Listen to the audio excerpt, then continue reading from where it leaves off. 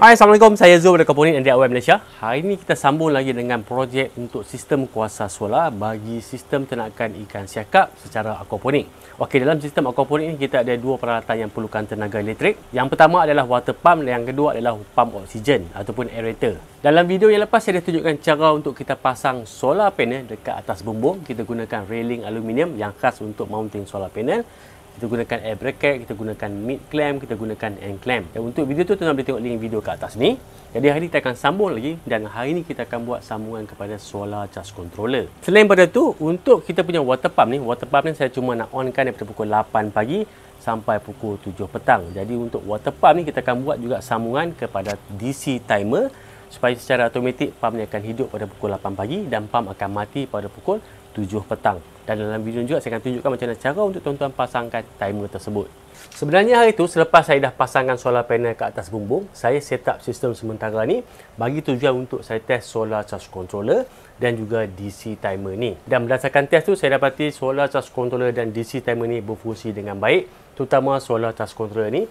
Ni adalah MPPT solar charge controller, maximum charging current adalah 40A. Ini solar charge controller yang akan kita gunakan dalam sistem ni. Kejap lagi saya akan cerita lagi apa kelebihan solar charge controller ni. Dan bagi saya inilah the best solar charge controller jenis MPPT yang pernah saya test. Dan untuk sistem yang ada ni kita akan buka balik satu persatu dan kita akan buat pemasangan semula.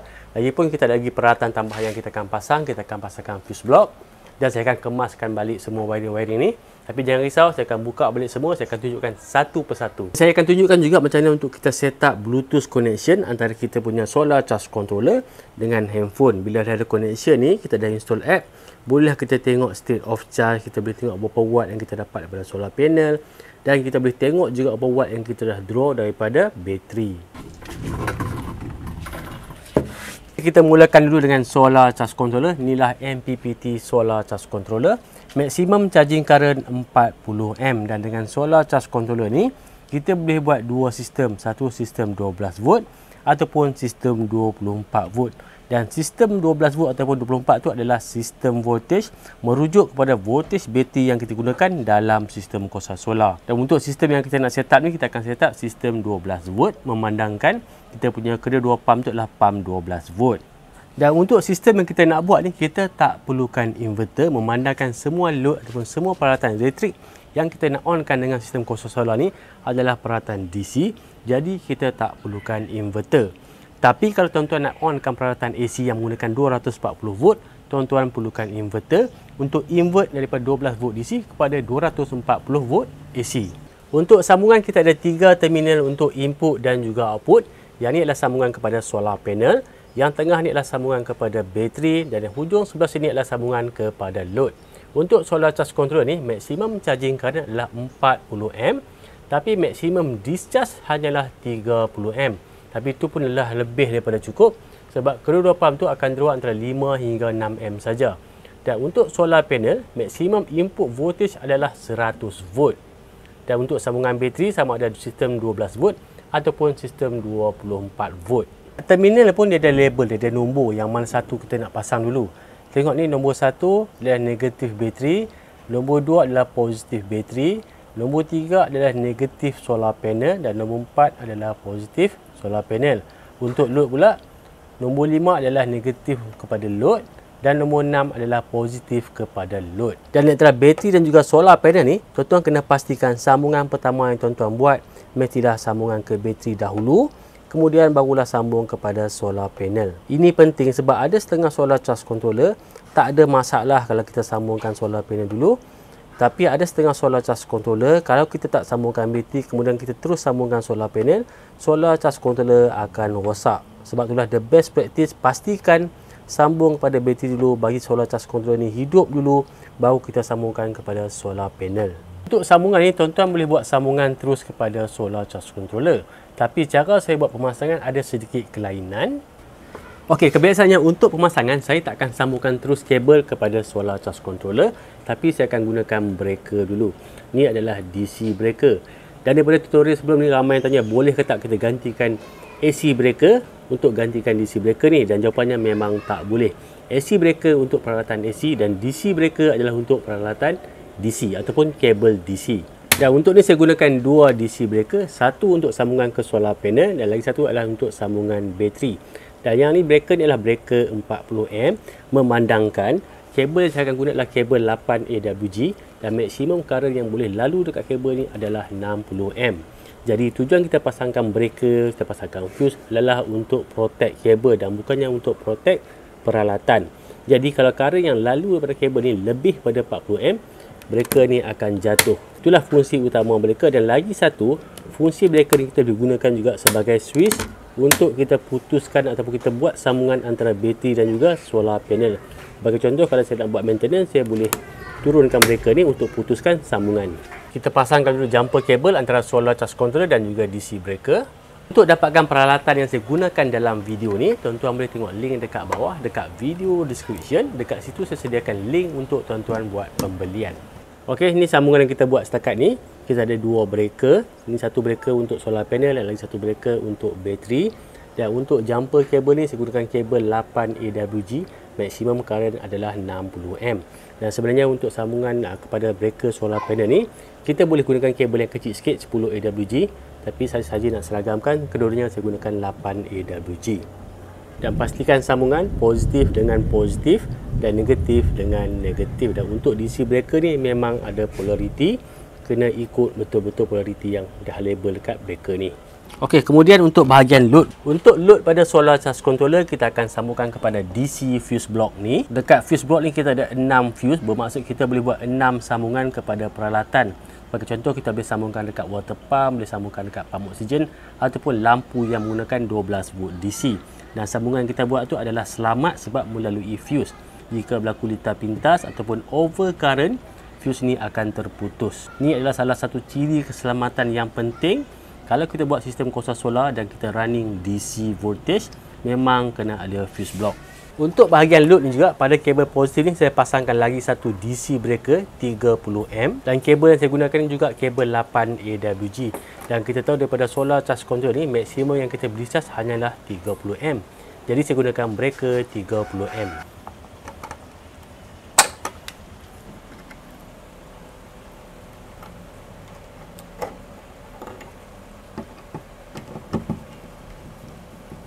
Daripada breaker 30A tadi, kita sambungkan pada bahagian load dekat solar charge controller.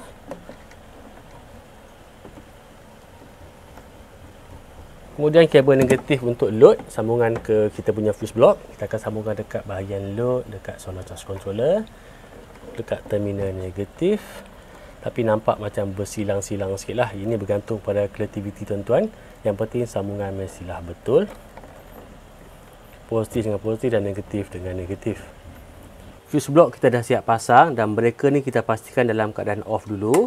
Dan sekarang ni kita akan pasang pula timer. Ni timer yang akan kita gunakan. Ini adalah timer untuk 12 volt dan maksimum current cuma 16A. Ini pun dah lebih daripada cukup untuk kegunaan pump tu. Sebab pump tu maksimum dia akan draw pun dalam 2.5A ataupun 3A saja. Ada user manual. Dekat dalam DC timer ni memang ada bateri, sebab tu kita tak sambungkan supply pun, timer ni dah hidup. Jadi benda pertama yang kita nak buat sekarang ni, kita nak ubah dia punya masa ni ikut masa yang betul. First kita akan ubah dulu hour.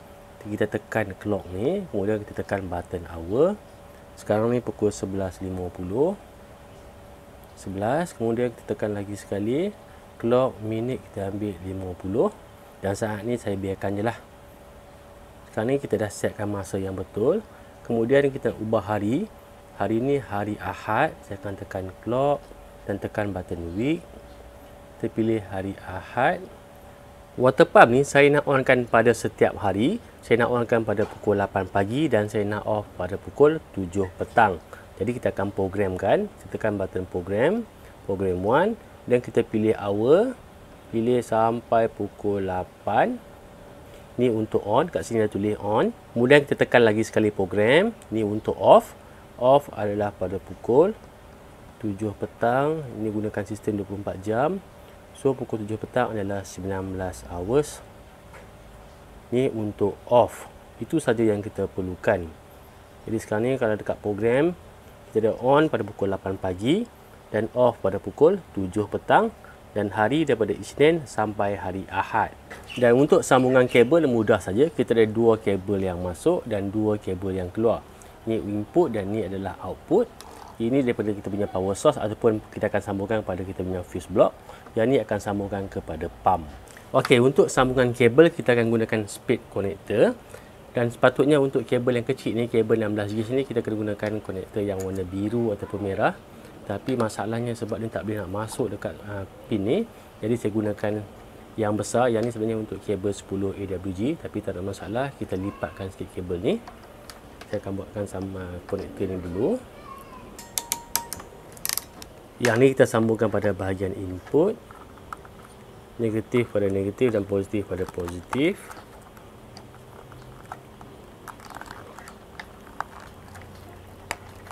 Dan yang ni kita akan sambungkan pada kita punya fuse block. Untuk timer tadi kita akan pasang dekat sini dan kita akan sambungkan ke dekat fuse block ni. Pada fuse block ni, ini semua untuk sambungan negatif dan yang ni positif dan yang ni pun positif. Untuk ni saya akan gunakan fuse yang ni.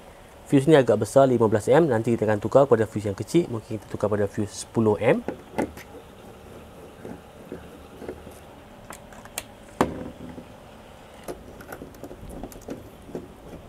Kemudian untuk water pump, untuk projek ni, water pump yang kita gunakan adalah water pump 12 volt DC. Saya dah pasangkan dalam tangki ni.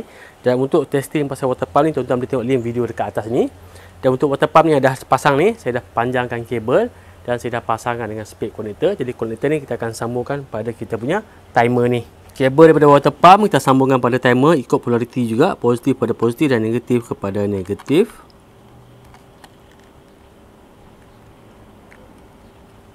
Okay, dah siap. Kita akan mountkan timer ni. Okey, timer kita dah siap mount. Kabel ni letak kat atas lah. Kita kemaskan kemudian. Untuk fuse saya akan tukar kepada fuse yang lebih kecil, fuse 10M saja. Jadi kalau current lalu ni lebih pada 10M, fuse ni akan terputus. Ini adalah untuk keselamatan.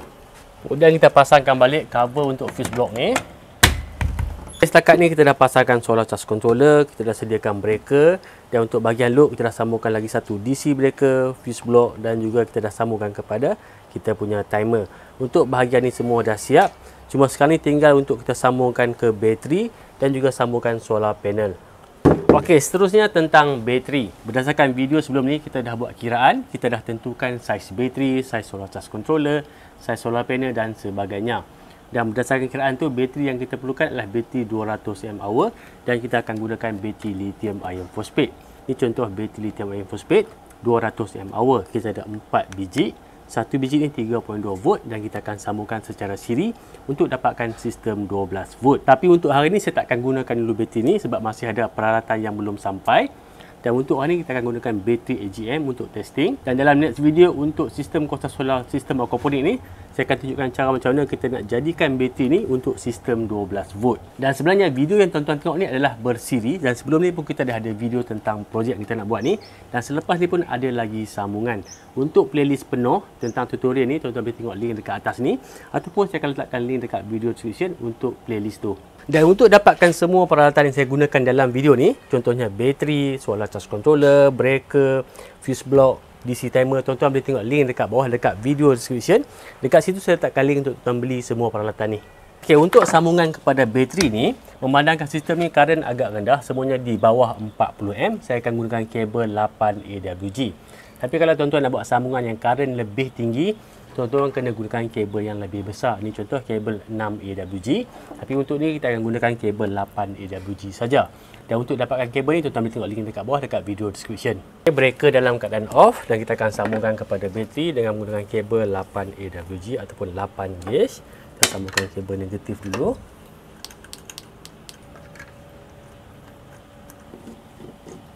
Kabel negatif daripada bateri kita pasangkan pada breaker bateri dekat terminal negatif. Jangan tersilap.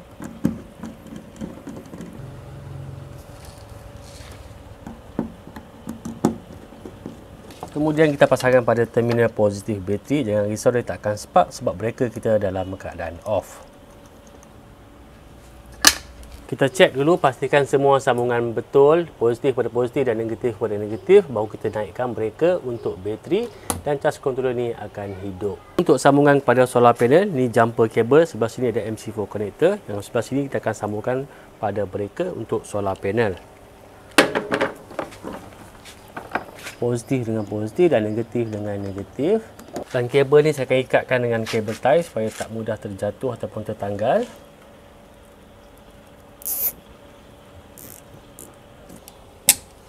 Yang dekat atas ni adalah kabel daripada solar panel yang kita pasang sebelum ni. Kita akan sambungkan kepada jumper kabel tadi.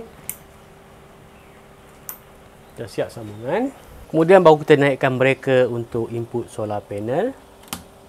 Kalau tengok kat sini dah nampak lambang matahari ni, maksudnya dah ada input daripada solar panel. Dekat LCD ni pun kita boleh tengok berapa voltage yang masuk, berapa watt yang masuk. Tapi untuk lebih mudah untuk kita monitor ni, saya akan tunjukkan cara untuk kita install app yang khas untuk kita monitor solar charge controller ni. Untuk install app, pergi ke Play Store dan kita search Solar Life yang ni.